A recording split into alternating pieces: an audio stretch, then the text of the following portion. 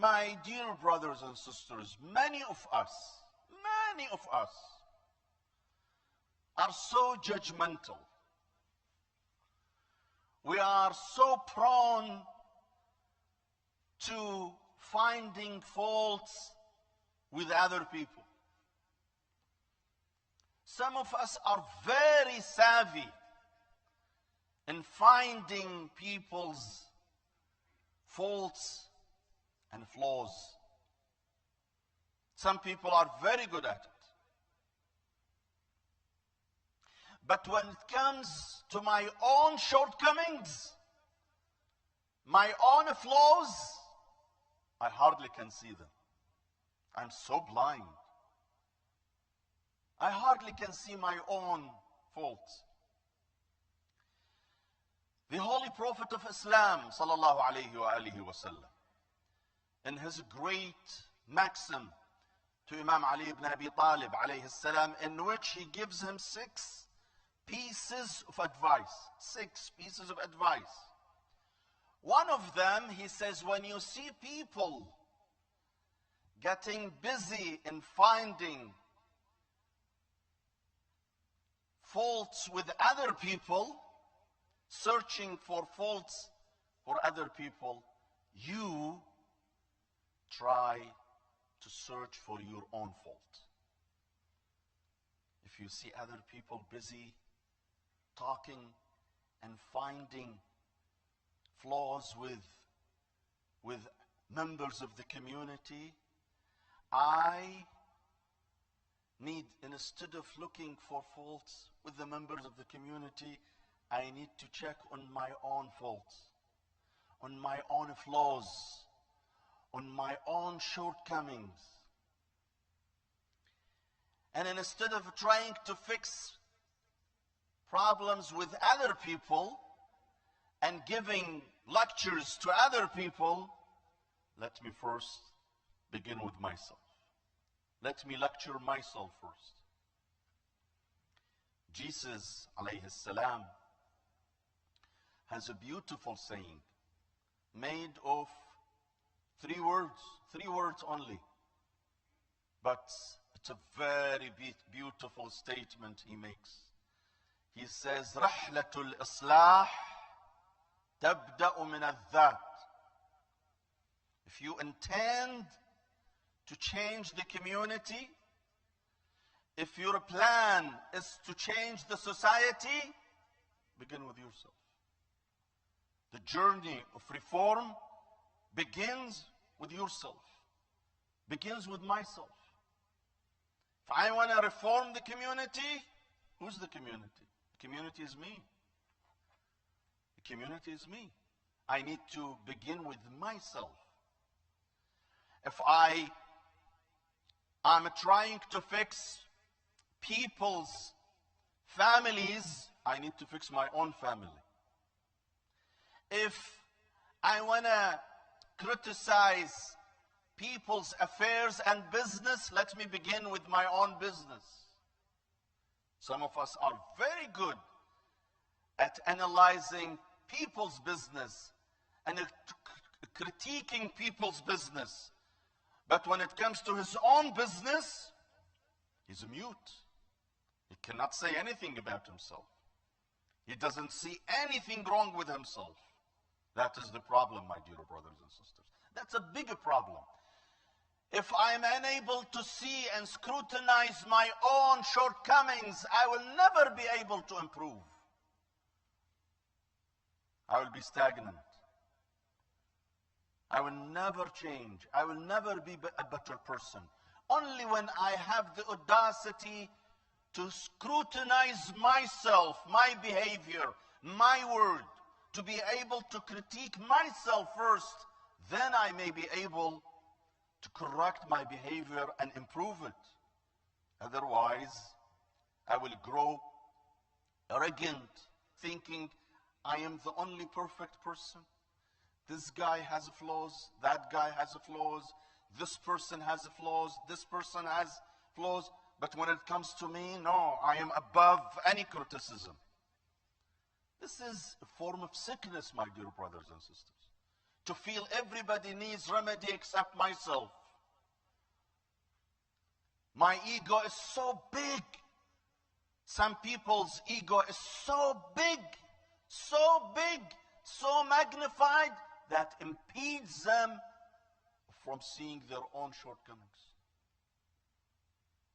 If I want to fix the community, I need to begin with myself.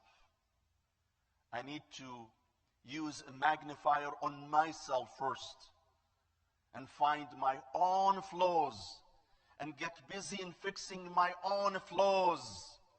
Then I will go to other people and tell them, you know what, you need to fix yourself.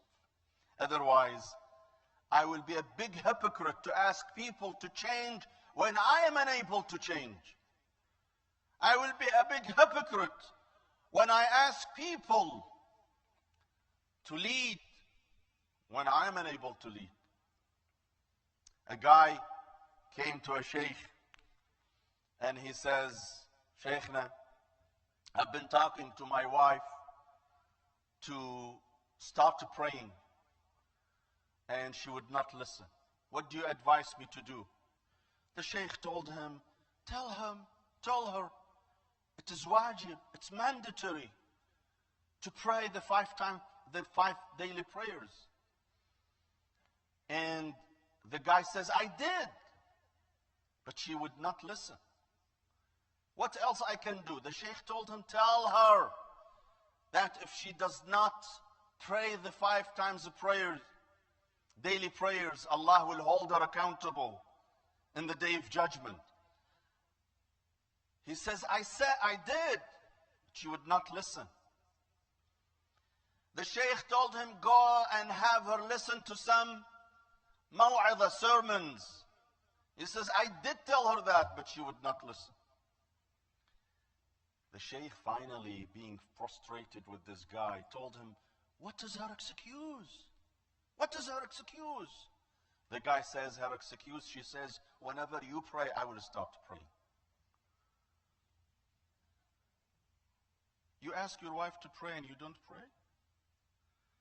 You know, sometimes one of the irony of my job is that I need to help converts to become Muslims, to educate them about their Islam.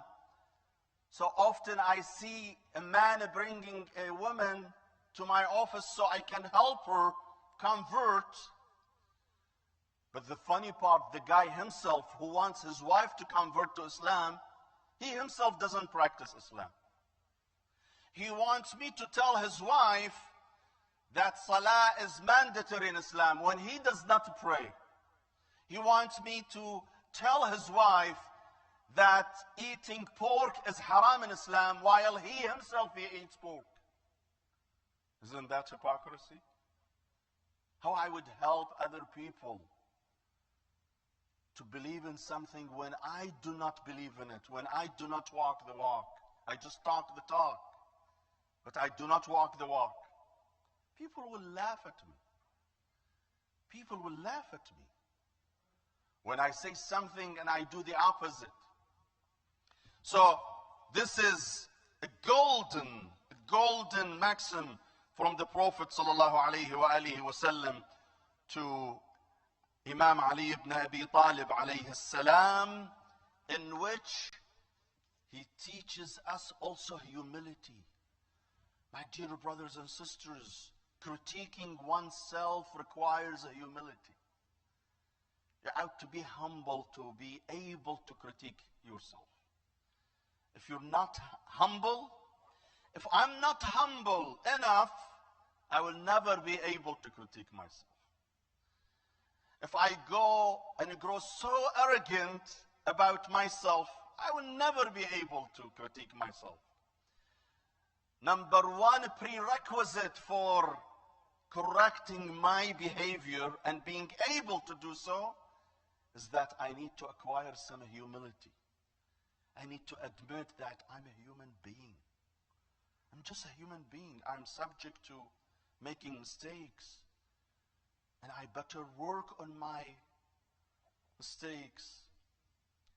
The Prophet ﷺ says, كُلُّ ابْنُ آدَمَ خَطَّاء.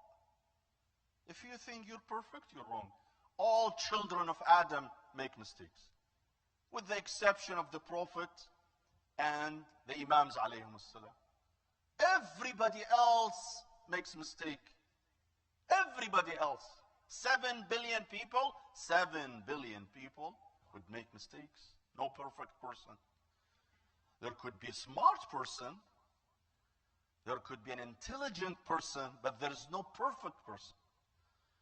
كُلُّ ابْنُ آدَمَ خَطَّاء. All children of Adam make mistakes.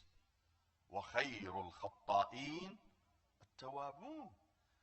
However, the best of those who make mistakes are those who repent, who have the humility to admit and have the flexibility to work on their own shortcomings. But if I am so arrogant, وشايف حالي, I will never be able to work on my shortcomings. وَإِذَا قِيلَ لَهُ اتَّقِ اللَّهِ أَخَذَتْهُ الْعِزَّةُ بِالْإِثْمِ. Allah speaks about certain people who, once they are told that, correct your behavior, watch out for what you're doing or for what you're saying, أَخَذَتْهُ الْعِزَّةُ بِالْإِثْمِ. He becomes so arrogant.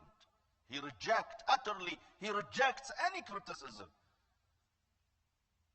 You're criticizing me? I'm a perfect person. He criticizes everybody. He has the right to criticize everybody, but no one has the right to criticize him. That is an utter arrogance, my dear brothers and sisters.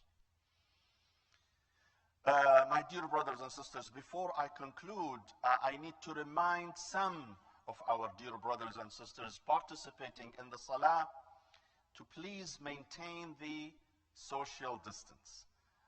There should be at least 4 feet between you and your neighbor standing next to you. Please make sure that we maintain those measurements so we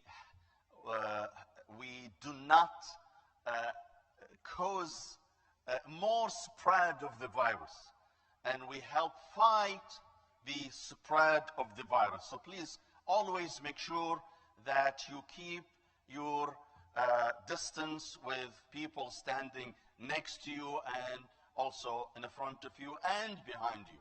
اللهم اغفر للمؤمنين والمؤمنات والمسلمين والمسلمات الأحياء منهم والأموات. تابع اللهم بيننا وبينهم بالخيرات إنك مجيب الدعوات إنك قاضي الحاجات إنك على كل شيء قدير.